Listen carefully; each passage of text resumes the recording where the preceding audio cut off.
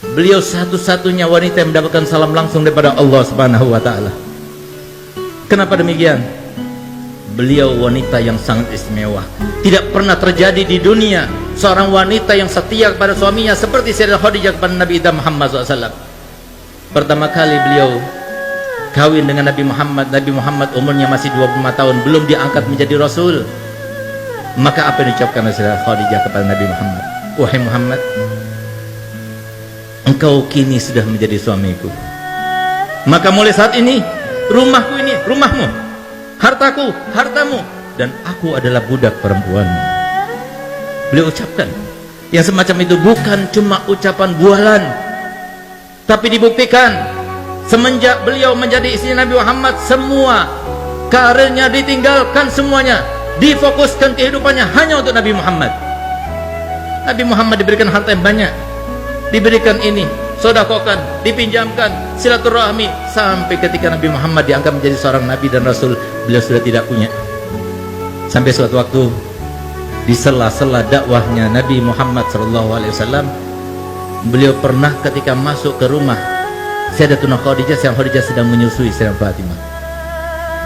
Begitu dia melihat, tertegun matanya. Karena apa? Ternyata air susu yang diminum oleh Sayyidah Fatimah berwarna putih bercampurkan merah. Kenapa? Karena beliau sekeluarga Nabi Muhammad dengan Sayyidah Khadijah dan Sayyidah Fatimah tidak makan 3 hari 3 malam, sehingga tidak keluar lagi air susu yang berwarna putih. Di saat itulah Nabi Muhammad SAW meneteskan air mata, tertegun. Tapi setelah itu, seperti kebiasaannya, setelah selesai Sayyidah Fatimah diletakkan tidur, maka Nabi SAW seperti biasanya tidur di atas pangkuan Sayyidatuna Khadijah. Ketika dia tidur terlelap, tiba-tiba Sayyidah Khadijah meneteskan air mata yang menyebabkan Nabi Muhammad bangun karenanya. Ketika dia bangun, dia melihat Sayyidah Khadijah dalam keadaan menangis. Maka dia tanya, "Wahai Khadijah, engkau menyesal karena telah mengawini aku?" Apa jawabannya? "Tidak, wahai kekasihku. Tidak, wahai kekasihnya Allah. Aku menangis karena dulu waktu aku kaya, karena dulu waktu aku berpengaruh, karena dulu waktu aku punya, aku kerahkan semua yang aku punya untukmu, untuk dakwahmu. Sekarang aku tidak punya apa-apa.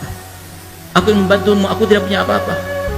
Kalau penyesalan itu ya Rasulullah, kalau engkau anggap aku menyesal karena telah mengawinimu, dengarkan perkataanku. Kalau seumpama aku sudah meninggal dunia, sementara engkau masih membutuhkan biaya, engkau tidak mendapatkan biaya itu, galilah kuburanku, ambillah tulang belulangku, rakitlah, gunakan untuk sampanmu, untuk jadikan sebagai rakitmu, untuk perjalanan dakwahmu. Kalau engkau mau, pergilah ke pasar, juallah, dan hasil penjualannya kau gunakan untuk biaya dakwahmu." Sayyidah Khadijah bukan cuma bualan saja.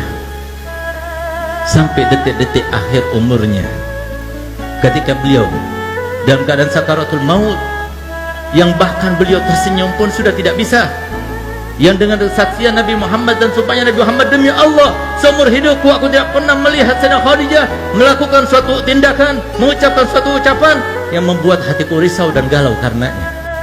Demi Allah, aku tidak pernah menginginkan sesuatu untuk dilakukan oleh Sayyidah Khadijah kecuali sebelum aku utarakan, beliau sudah melakukannya untukku."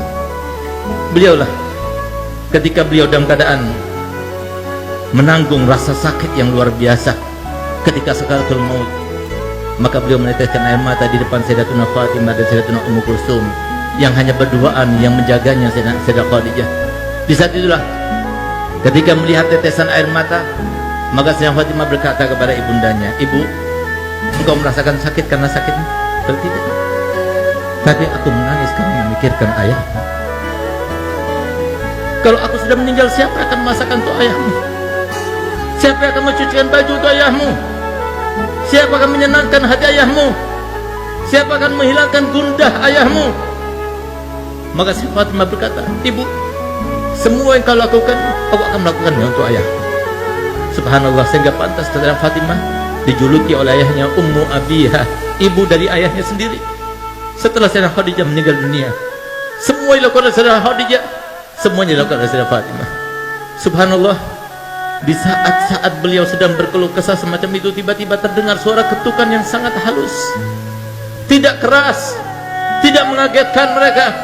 Begitu kedengaran suara ketukan yang sangat halus tersebut, maka langsung isi rumah itu Sayyidah Khadijah, Sayyidah Fatimah mengatakan, "Ayahmu datang, bangunkan aku, bangkitkan aku. Sayyidah Khadijah duduk sudah tidak kuat, tapi minta pada Fatimah supaya ditopang dengan lututnya, supaya kelihatan seakan-akan dia duduk. Yang tadinya wajahnya bersenyum saja tidak bisa, dipaksakan untuk tersenyum. Sehingga ketika Nabi Muhammad datang melihat Sayyidah Khadijah dalam keadaan semacam itu, dikiranya oleh Nabi Muhammad Sayyidah Khadijah dalam keadaan sudah baik, sudah enakan. Maka Nabi Muhammad, kalau begitu aku akan meneruskan dakwahku. Dia keluar kembali.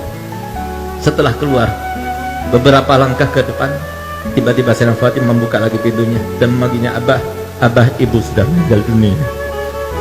Sampai detik-detik akhirnya tidak mau melihat Nabi SAW dalam keadaan risau. Inilah akhlak ahlul bait. Ini akhlak yang diajarkan Nabi Muhammad SAW kepada anaknya, kepada istrinya. Semuanya berkorban untuk apa?